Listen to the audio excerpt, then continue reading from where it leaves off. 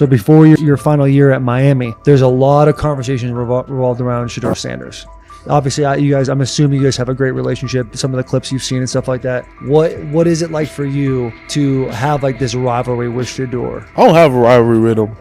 That's my boy. So at the end of the day, this whole process, we thought me and him were going to be 1 and 2 the whole time. Whether he's 1, I'm 2. Whether I'm 1, he's 2. And so that's just always been, our mindset. It didn't go that way. I thought he was one of the better quarterbacks in the draft as well, even throughout college. A lot of stuff out there on him ain't really, the truth, just because they spin it different ways. Like they spin stuff about me different ways. But I mean, when he gets his chance, become a starter, I know he's gonna make the most of it. And I'm ready to get back to work with him, after the season, talk some more stuff to him. Cam Ward directly challenged the uneven standards applied to Shedeur Sanders, calling them inconsistent and unfair. By insisting that performance, not politics, guide evaluation, he shifted the discussion from one player to a league-wide problem. Sanders' treatment now serves as a test of how the NFL supports and evaluates emerging quarterbacks. I feel a special relationship, especially me. First getting to know him 5 years ago when I started working with him. But it did surprise me because he's a good quarterback. He doesn't get a lot of credit that he deserves. Especially the plays that he made in Colorado. A lot of quarterbacks in the country are making those plays. So when he gets this opportunity, I'm pretty sure he'll have it soon today. He'll make sure he'll make plays on the field. Cam Ward's public challenge to the treatment of Shedeur Sanders brought the issue into clear view. For months, discussion around Sanders has centered on his profile, major compensation, a prominent Nike deal, and the expectation to stabilize a struggling franchise. Rather than a standard evaluation of a top prospect, he has faced sustained skepticism from analysts, fans, and league voices. Ward's comments underscored that the standards being applied to Sanders diverge from those used with other rookies. By stating it directly, he did more than support another quarterback. He identified a broader problem in how the league responds to young players with significant visibility. The takeaway is direct. Assessments should reflect on-field performance and development, not external narratives. A generational talent. I'm gonna prove him right. I'm gonna prove him right, don't worry. Oh my God. An article came out today. I'm generational. So I guess it's article versus article. I like that you think that, man. But we all know the truth. What? Trav gonna be first? You generational, I'm legendary. That's cool. We can be legendary. Legendary, get their ass. We'll start going in like 5 minutes. Shedeur Sanders entered the league with more than a playbook. He brought a public brand, a family legacy, and expectations unusual for a first-year quarterback. Before his first regular season throw, he was already positioned at the center of attention. Rather than assess him on that reality and his on-field ability, many voices reduced him to marketing, treating visibility as proof of hype instead of performance. Cam Ward pushed back on that framing. His point was simple: judge Sanders by the same criteria applied to other rookies. With Sanders' resume, production, leadership, and composure, most first-year quarterbacks would be discussed as long-term cornerstones. The evaluation should be consistent, focused on development and results, not perception. This is the process with Shedeur, who I know is a buddy of yours, and how do you think both of you guys will end up doing in the league? I think we'll both end up being one of the best quarterbacks in the league. I just think the work that me and him are willing to put in, the relationship we have to constantly compete each and every day, to better our craft, for ourselves. I just think it's gonna end up paying off for us in the long run. Do you guys kid each other about who's going first, and how much does that matter to you?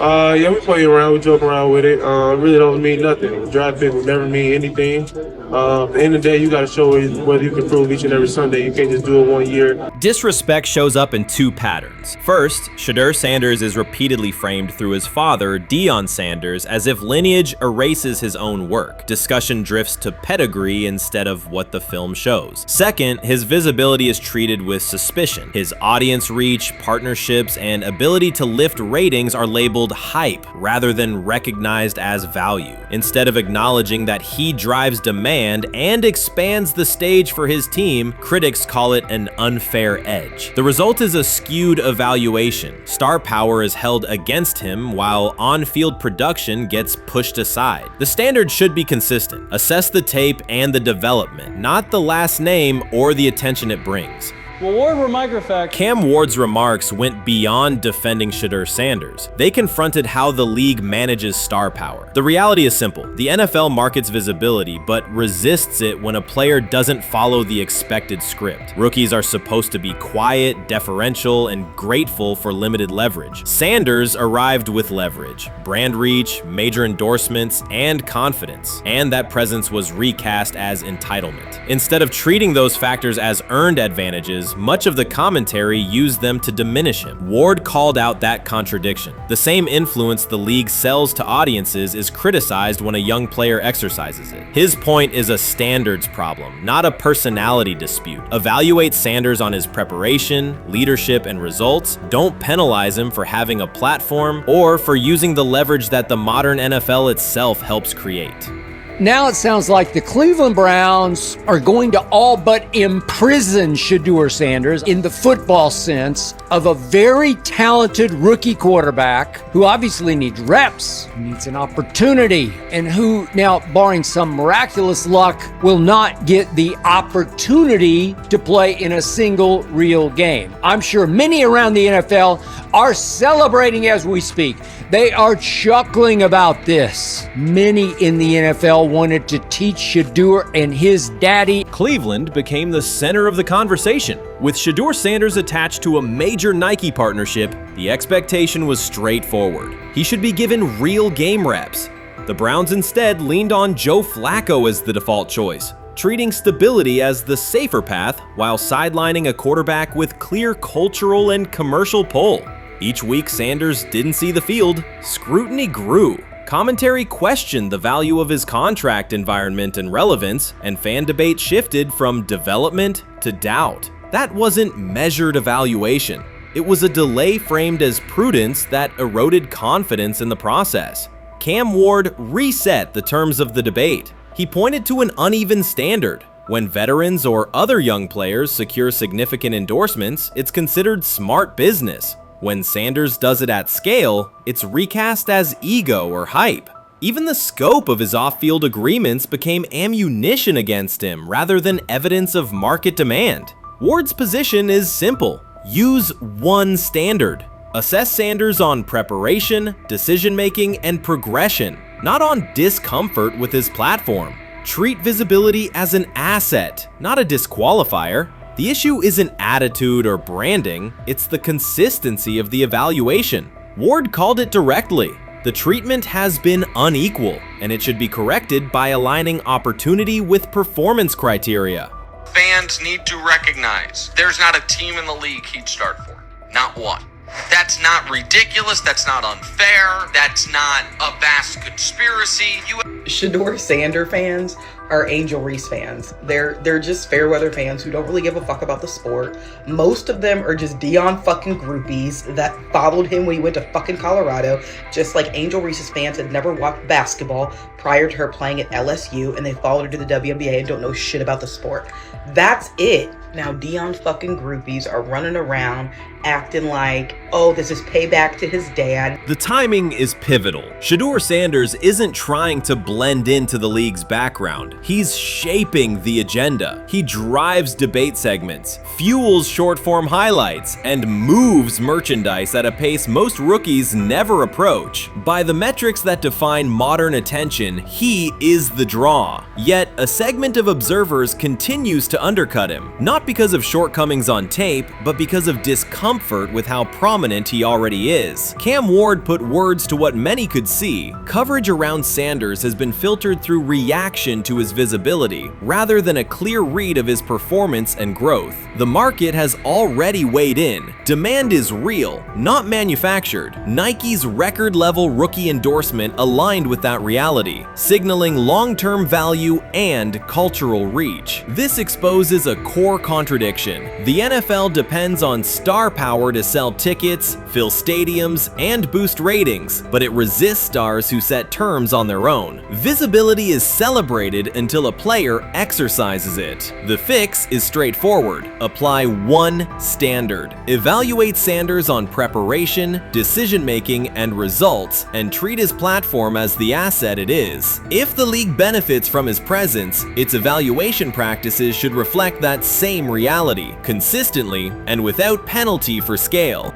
Shedeur Sanders does not depend on league promotion. He established his platform before the NFL and continues to expand it on his own terms. That autonomy challenges the status quo. Cam Ward's support was more than a defense of a teammate. It was a warning that if the league holds to outdated expectations, it risks falling behind the very players who drive audience attention and revenue. Claims that Sanders lacks real popularity ignore measurable facts. A large, active following, consistent merchandise demand, and sustained coverage across major outlets. Doubts about his standing as a quarterback overlook his college production and growth indicators. The pattern is familiar. Efforts to minimize him increase his reach. Each skeptical headline widens the spotlight, and each dismissive take creates more engagement. You cannot reduce a player built for visibility by arguing he should be less visible. The practical outcome is the opposite. Scrutiny becomes signal. Sanders is not merely enduring criticism, he is turning it into momentum, converting attention into leverage on and off the field. Many observers declared Deion Sanders was finished. They argued that his public style attracted unnecessary attention, that his health had deteriorated too far, and that his coaching career was approaching an abrupt conclusion. They misread his resolve. When speculation intensified, Sanders did not schedule a press conference or issue a formal statement. Instead, he released a short video recorded at his Texas home, walking alongside recording artist Lil Wayne. The footage established two facts. Although Sanders still walks with a limp, he remains active, and he intends to return to the sideline.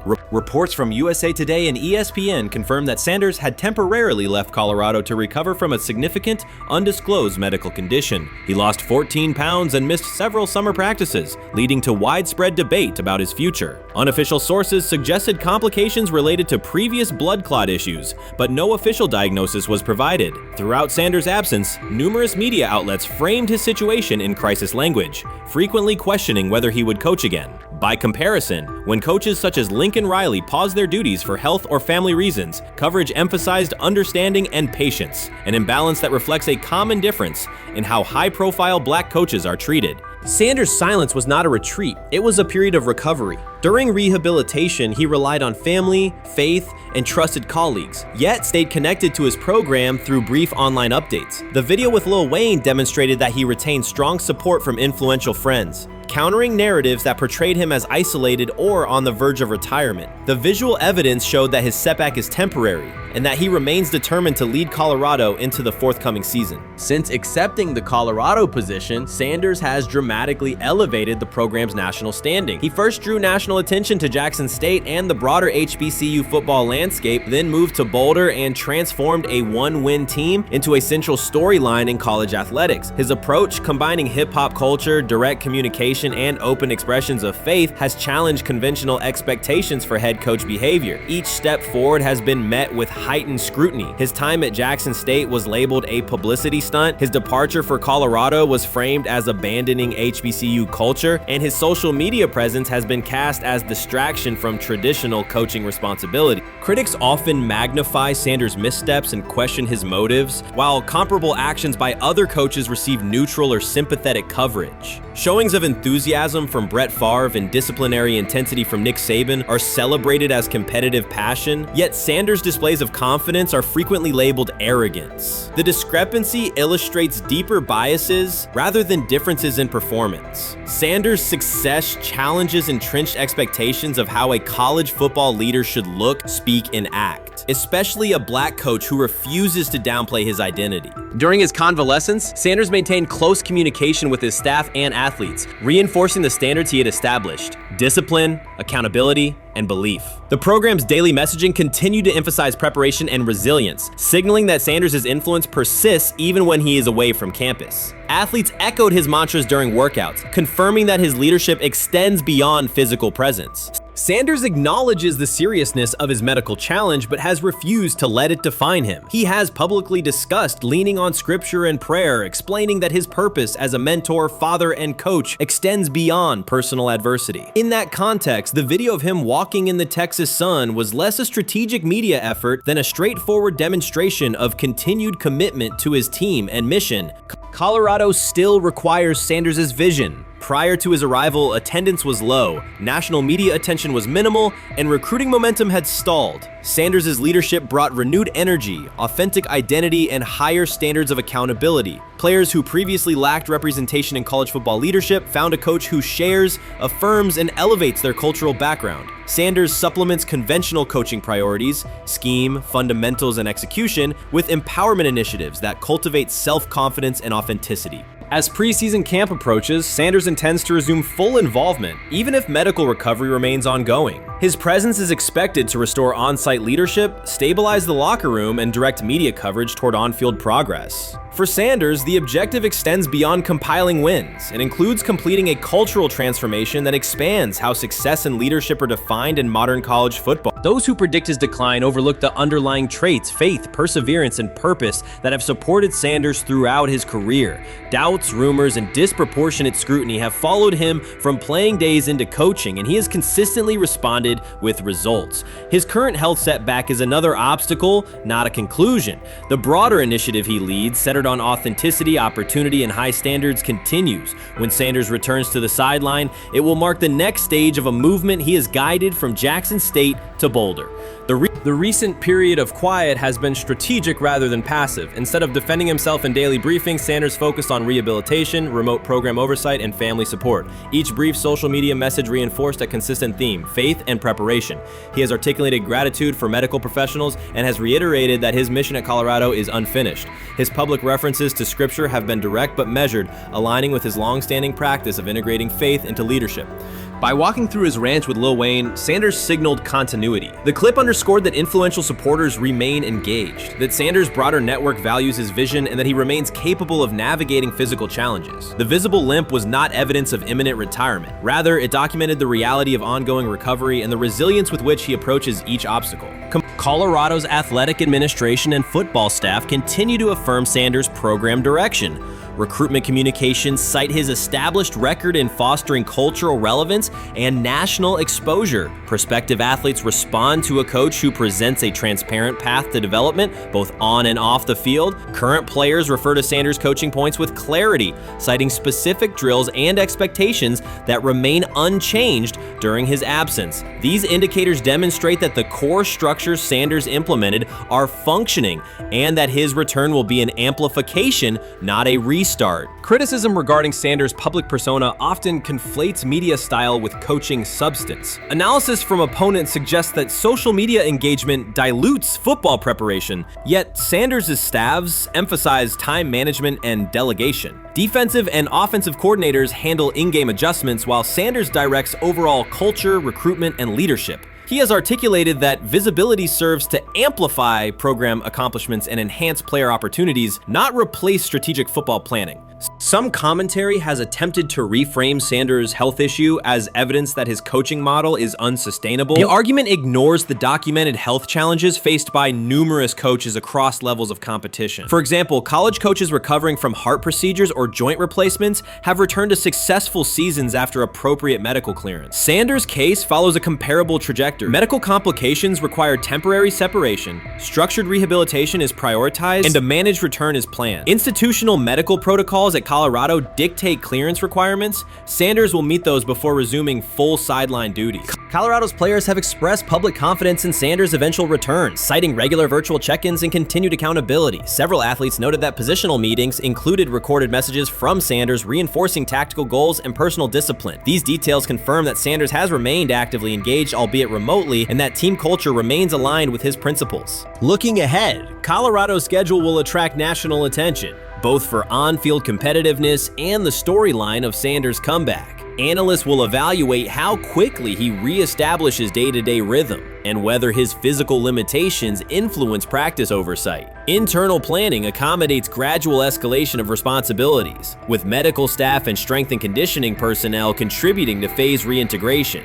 The broader significance of Sanders' return extends beyond Colorado. His visibility continues to challenge prevailing narratives about leadership styles and pathways in college athletics. By prioritizing authenticity, open articulation of faith, and cultural expression, Sanders offers a contrasting template to more conventional models. His eventual recovery and sideline presence will reinforce the argument that diverse leadership profiles can succeed in elite collegiate competition. In summary, rumors of Deion Sanders' coaching demise were premature. Verified reports confirm a substantial but temporary medical setback. He used the time away to focus on health, sustain program engagement, and rely on a support system anchored in family, friends, and faith. His recent public appearance demonstrated active recovery and reaffirmed his intention to resume leadership in Boulder. The forthcoming season will test Colorado on the field, but it will also underscore the durability of Sanders' vision, one that combines competitive ambition with cultural resonance. Observers who continue to question his longevity overlook the resilience and purpose that have defined his career. Sanders' return is imminent, and the movement he leads remains intact. When he led college football in completion percentage and he threw almost 40 touchdowns for over 4,000 yards, how tall was he? Because they make it seem like he shrunk all of a sudden, RC. Oh, how lively was his arm? Because all I know is somebody did that.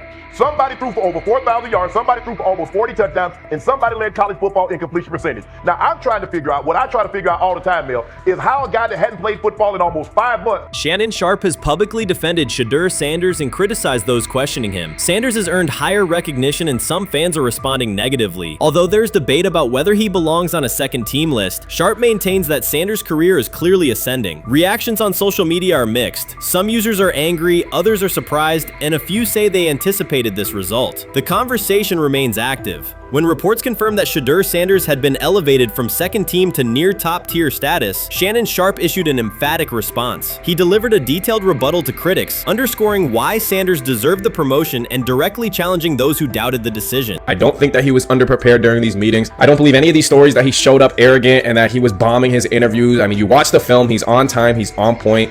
You watch his interviews, he answers like a 10-year NFL veteran. Like, he's clearly dominating OTAs. It's every single day there's a new report of how well he's doing for the Browns in OTAs. And I mean, you can say what you want, it's just OTAs. Okay, if that's your new narrative, then he's doing exactly what he needs to be doing. He's on point, he's on time, he's getting the respect of his teammates, and he's making plays. So we're gonna see years down the line, something's gonna come out that I don't know what exactly it was, but something will come out. Critics have been waiting for an opportunity to dismiss Sanders. They labeled him overrated, accused him of benefiting from nepotism, and claimed his profile came only from his last name and polished image. Within their own echo chamber, they cited every game in which he fell short of huge passing numbers as validation of their doubts. Since Sanders has begun receiving formal recognition, criticism has escalated. A wave of self-appointed analysts is dissecting his throwing mechanics and team role, and many online commentators now argue that his promotion reflects deeper problems within the sport. Shannon Sharpe rejected each criticism directed at Shedeur Sanders. During the broadcast, he turned a routine segment into a detailed examination, acting as presenter, interrogator, and fact-checker. Sharpe walked viewers through game film, season statistics, and scouting reports to show why Sanders merited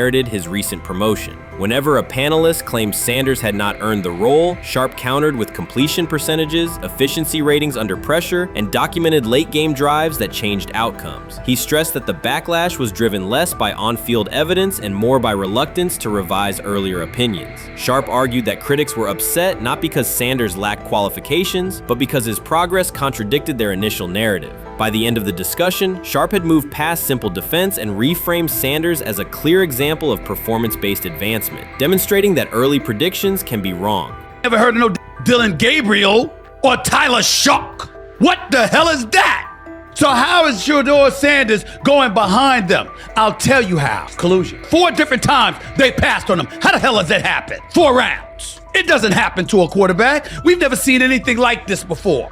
Shedeur Sanders with the watch. Shedeur Sanders with his bravado. Shedeur Sanders with this supposed arrogance or whatever. Shedeur Sanders' advancement did not happen by chance. While detractors questioned his resume online, he continued to prepare, attend every practice, and deliver accurate throws under pressure. The contrast between his output and the complaints directed at him has been stark. Some critics even argued the selection committee was, quote, biased toward performance, as if rewarding strong play were improper. Rumors quickly followed. Certain commentators speculated that a public relations push from the Sanders family must have influenced voters, suggesting everything from coordinated media strategies to alleged favors for coaches. None of these theories addresses the basic point. Sanders earned his promotion through consistent production, poise in the pocket, precise ball placement, and efficient decision-making. Shannon Sharpe highlighted these facts during his response. He noted that Sanders' performance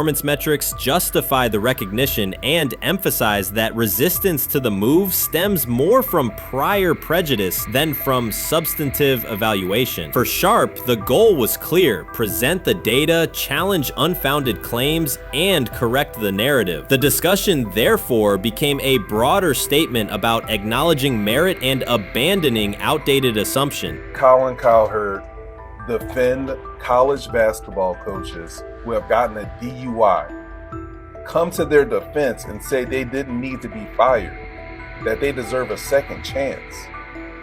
But Shedeur Sanders drives 40 miles over the speed limit, gets a one-on-one ticket, and Colin Cowherd comes on his show today and says he's out on Shedeur Sanders. He's seen enough. He can't support him anymore.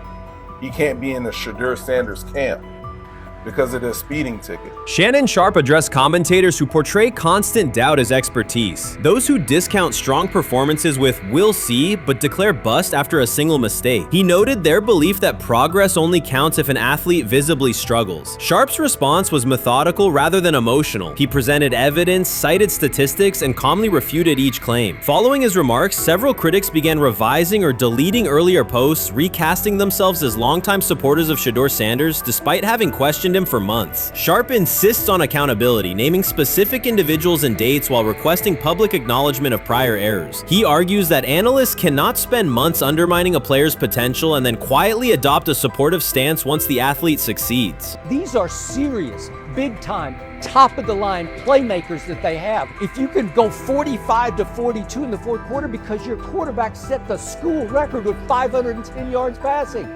He was flawless. Shedeur is big time. I didn't know for sure, will it translate to the next level of competition? Yes.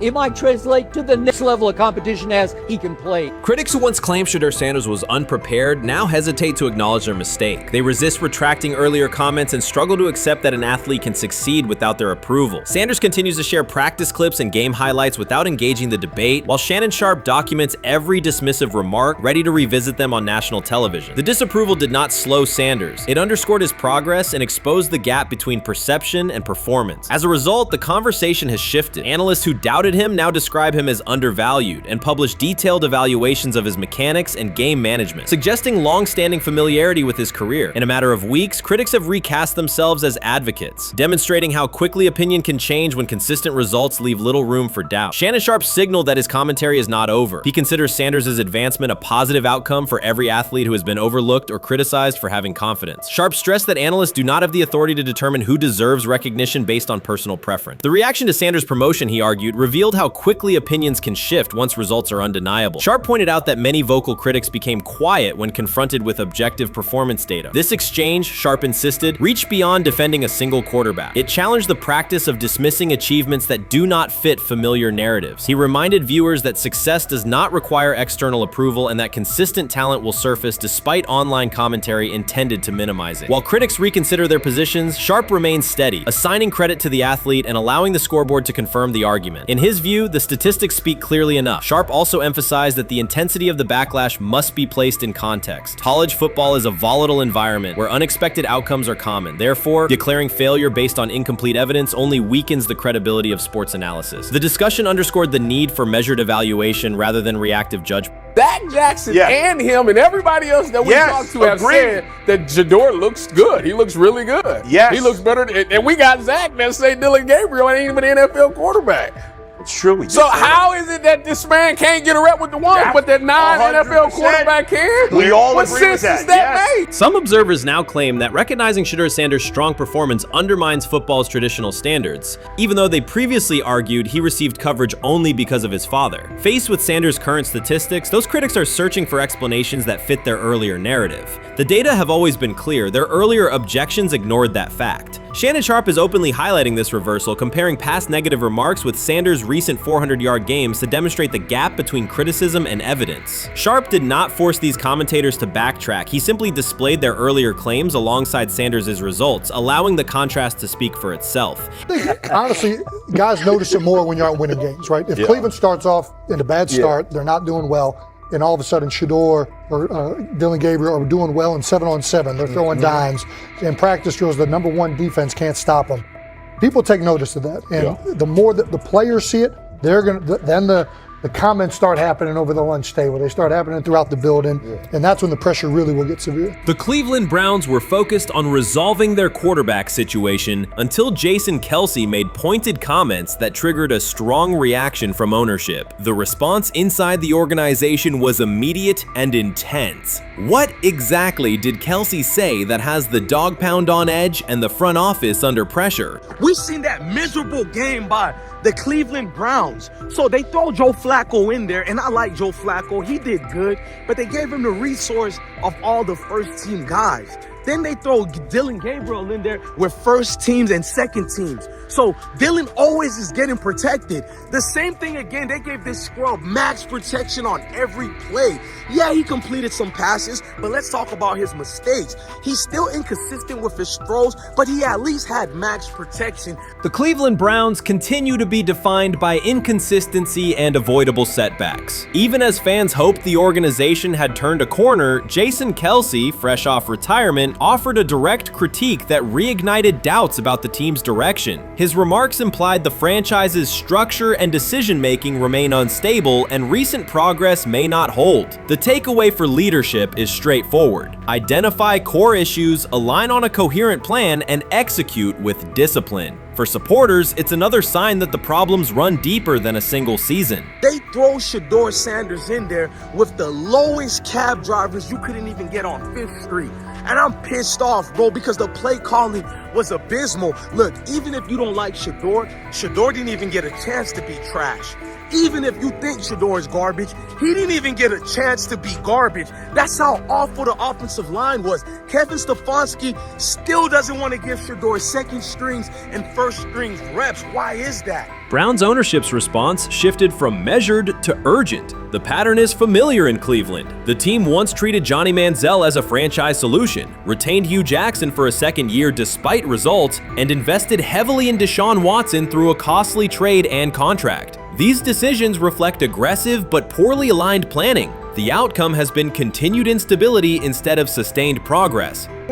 That this was the guy that they wanted to start. He's seasoned, he's experienced, he still has a big-time arm, even at his age, and they open with the Cincinnati Bengals. They wanted that experienced guy. He was always going to be the guy. They were not going to start Dillon Gabriel or Shedeur Sanders in week 1. Kenny Pickett had a hamstring injury. It makes it easy to go with Joe Flacco. And the question isn't and wasn't going to be who's the starter in Cleveland. The question is who's going to be the backup in Cleveland? Who's going to be the number 2 quarterback when they open the season against these Bengals? Fans still show up season after season, expecting improvement and bracing for setbacks. The usual pattern has been early optimism followed by a gradual collapse. But last season was different. For a sustained stretch, the Browns looked organized and competitive, resembling a functioning team. Couple days, 3 days until roster cutdowns. How do you feel about that? Do you feel like you belong here on this team?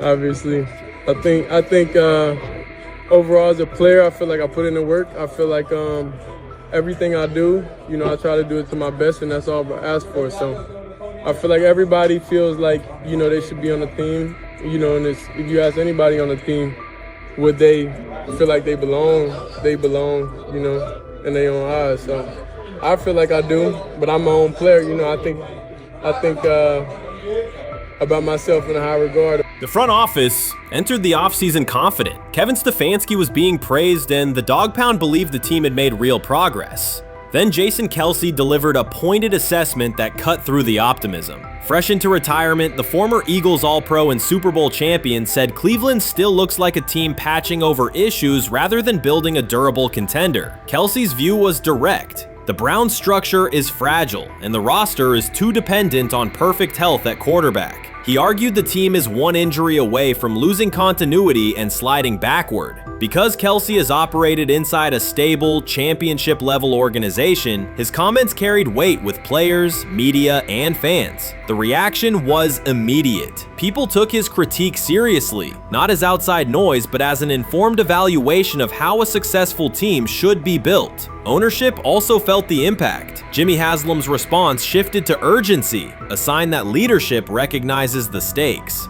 The criticism arrives in the context of prior high-risk decisions, especially the fully guaranteed $230 million commitment tied to Deshaun Watson. Watson has missed time and shown inconsistency when available, and the contract has constrained flexibility. Kelce's remarks highlight why depth, alignment between the front office and coaching staff, and a clear contingency plan at quarterback are non-negotiable. The takeaway is straightforward. Cleveland must convert last season's progress into a stable framework, protect the quarterback, deepen critical positions, and establish a plan that survives injuries and short-term setbacks. Without that, the games that fueled optimism will remain temporary. If you're a betting man, who do you think starts for the Browns at quarterback? Okay, this is the situation. Kenny Pickett, they actually traded for him. Joe Flacco, no one's bringing Joe Flacco in the building thinking Joe Flacco's going to be the starter. If Joe Flacco is your starter, you got a problem. You have a huge problem. And if they were saying Shedeur was the starter as the 5th rounder, you got a real problem too, because he passed over all these guys in these reps in the offseason in shorts, in bikini shorts, Speedos and stuff. Like, no. That kind of stuff. So I'm not that surprised when you put down a 3rd round pick on a quarterback. You do believe he has a certain skill set. Jason Kelce stated the obvious. Cleveland committed to a quarterback who hasn't played at an elite level in years, and Joe Flacco's playoff run didn't change the long-term outlook. Ownership appeared more upset that the criticism was public than by the substance of the critique. Many fans agreed. They've seen this pattern before. Rosters age, injuries are inevitable, and when a single contract dominates the cap, one setback at quarterback can undermine the entire season. Kelce's broader point was about structure. The Browns prioritized the high-cost, uncertain starter over depth and contingency. The late-season surge masked issues that remain: limited cap flexibility, thin depth at key positions, and an offense that lacks a credible plan B. Fans recognize how quickly a strong defense can decline with injuries, and how an offense without redundancy stalls. The AFC North raises the stakes. Baltimore with Lamar Jackson sustains a top standard. Cincinnati with Joe Burrow returns to contention when healthy. Pittsburgh rarely slips below .500 under Mike Tomlin and wins with defense and consistency. In that environment, Cleveland can't rely on perfect health or peak form from one player. The path forward is clear. Diversify cap allocation, reinforce the offensive line and receiver depth, carry a legitimate backup plan at quarterback, and install a scheme that functions regardless of who is under center. Given what we saw yesterday with Shedeur Sanders, somebody on the Cleveland Browns is 100% getting fired, probably by the end of this year. The person who's probably going to end up getting fired is Kevin Stefanski, because I know that he didn't want Shedeur Sanders on the team. It was Andrew Berry who made that pick. You can't really go against your GM. Bad things happen in this situation. But Shedeur Sanders is not without fault for what we saw yesterday. This is the play that we saw yesterday that has the internet just exploding, where Shedeur Sanders took like a 24-yard sack.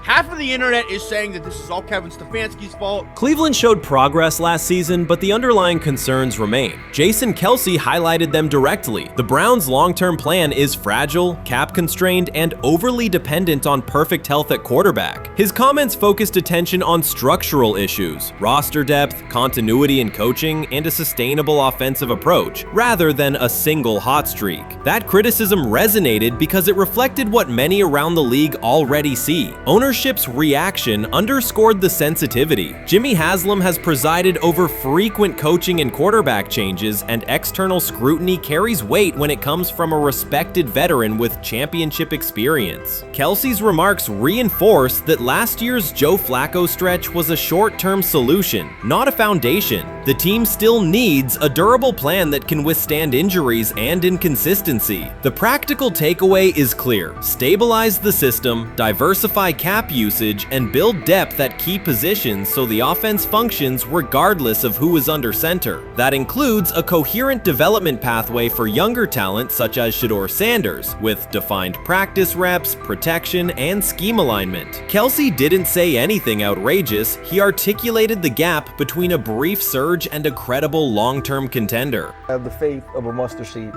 Right, because this is the greatest resurrection since Jesus the Christ. Right, like at some point, Joe Flacco was thinking about getting into TV. Yeah. Right, Joe Flacco didn't have a job, and then now you not only come back and start for the Cleveland Browns late in the 2023 season, but they came back around to you, and you're now the day one starter for a franchise that just 2 years ago was in the playoffs. The Browns' quarterback situation remains unsettled. Deshaun Watson was expected to be the long-term answer, but injuries and inconsistent play have prevented him from reaching an elite level. When the team turned to Joe Flacco after Watson's season deteriorated, Flacco immediately lifted the offense and produced results that highlighted the gap between expectations and reality. That a 39-year-old late addition could outperform a $230 million starter was not just a short-term surprise, it raised fundamental questions about roster construction and evaluation. Quarterback depth has been fragile, and the late-season surge masked broader structural problems. Jason Kelce's remarks made that clear. Cleveland is vulnerable if the starter is unavailable, cap flexibility is limited, and the offensive plan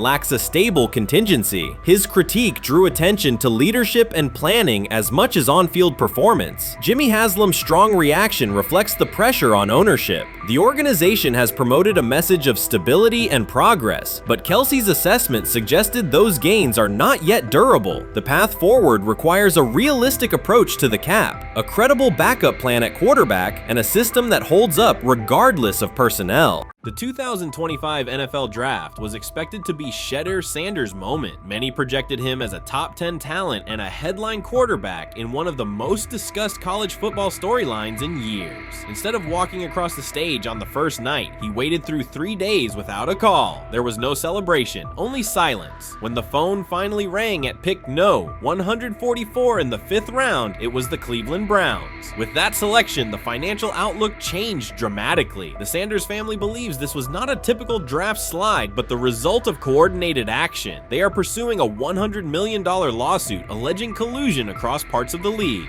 In the months before the draft, Sanders was consistently discussed among the top quarterbacks in the class. Television and digital analysts praised his poise, accuracy, leadership, and command. Scouts highlighted a 74.1% completion rate, record-setting stretches at Colorado, and his rise from an HBCU star to a national figure. Consensus expectations placed him in the first round or early second. Draft night unfolded differently. As picks accumulated, there was little indication that his name would be called. The atmosphere at his private gathering shifted from anticipation to doubt. When the Browns selected him late on day 3, projections for his first contract dropped from an estimated range in the mid-$30 million to approximately $4.6 million, with corresponding reductions in likely endorsements and long-term positioning. According to Deion Sanders and others close to the family, this was not about performance, injury, or conduct. They argue it was coordinated. Attorneys were contacted immediately. The allegation is straightforward. Sanders' value was suppressed intentionally. The family's position is that this was a calculated decision within parts of the league, not an isolated set of evaluations. The legal claims focus on communications that, if authenticated, could be significant. Internal emails, text messages, and owner-to-owner conversations. The family's representatives contend that these materials show a deliberate effort to avoid drafting Sanders in early rounds based on perceived image concerns rather than football merit. One message reportedly under review framed the decision in branding terms. Drafting Shedeur would mean inheriting the Prime brand. The complaint asserts that this view led some teams to discourage others from selecting him unless necessary, not for film-based reasons, but to avoid perceived attention and external pressure tied to his family's profile.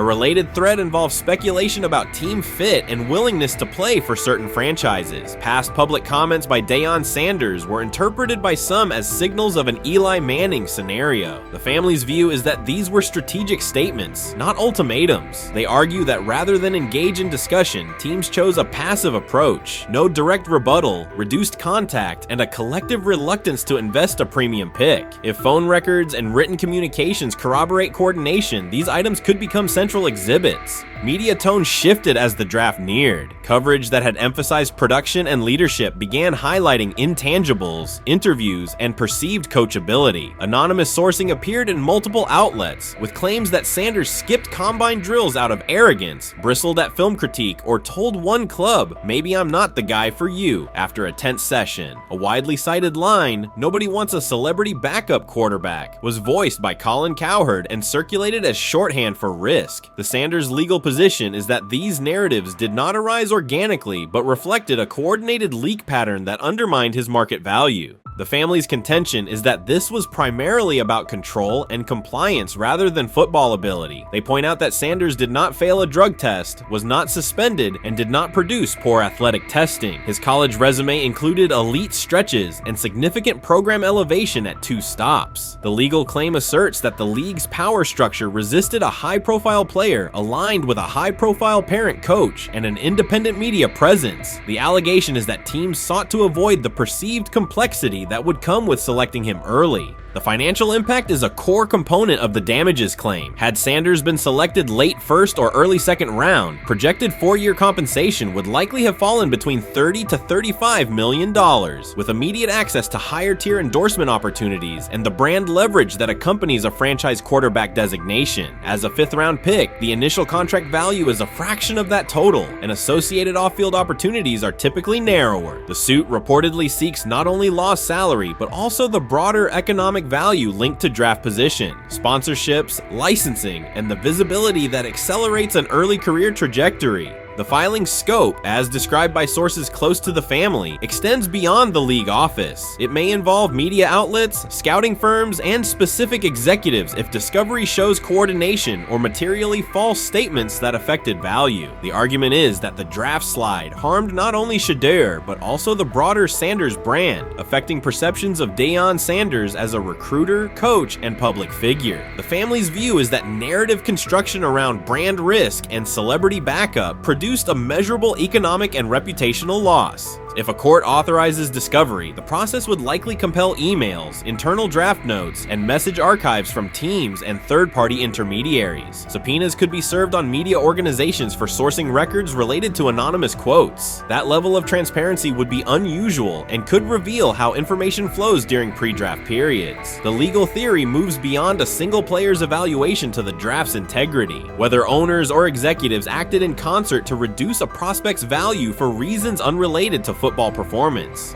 The league has not publicly addressed these specific allegations. Background comments from executives characterize the claims as overreach. The family's camp maintains they have documentation sufficient to proceed. The comparison points referenced by observers include Deflategate, Spygate, and the Colin Kaepernick grievance, not because the facts are the same, but because of the potential scope, policies, practices, and the balance of power between the league and individuals challenging its processes. Another dimension of the dispute involves how the NFL perceives Deion Sanders, Coach Prime, and the autonomy he promotes. He built a large media footprint around his programs at Jackson State and Colorado, elevated his players' profiles, and spoke openly about fit and leverage. The family contends that this visibility, combined with statements about preferred destinations, triggered resistance. The complaint frames the response as a preference for compliance and predictability over independent branding and public negotiation. The suit also addresses the pre-draft decisions that critics point to, skipping the Senior Bowl, declining full workouts at the NFL Scouting Combine, and candid interviews about team fits. The family characterizes these as strategic choices commonly made by top prospects, not evidence of entitlement. Their view is that similar decisions by other players did not produce the same narrative because those players fit more comfortably within league expectations. The risk calculus is clear. Bringing a suit of this magnitude invites professional conversation consequences. The family acknowledges that some within the league may react negatively. Their position is that the principle at stake, transparent and fair valuation, warrants the risk. The message they intend to send is that manufactured narratives and coordinated devaluation should face scrutiny, particularly when they affect earnings, opportunity, and reputation. If the case advances, several outcomes are possible. The court could find insufficient evidence of coordination, limiting the scope to individual judgments protected as opinion. It could also find enough to proceed to broader discovery, which would have implications beyond one player, including potential changes to how teams document evaluations and how media handle anonymous sourcing close to the draft. Agents might push for reforms, including clearer guardrails around leaks and standardized prospect communication records. For now, Sanders is working within the Browns structure. He has avoided public escalation beyond confirming focus on preparation and development. The lawsuit is a separate track managed by counsel. This dual approach, professional routine on the field and legal action off it, reflects the family's strategy. They intend to contest the process they believe harmed him while meeting club expectations day to day.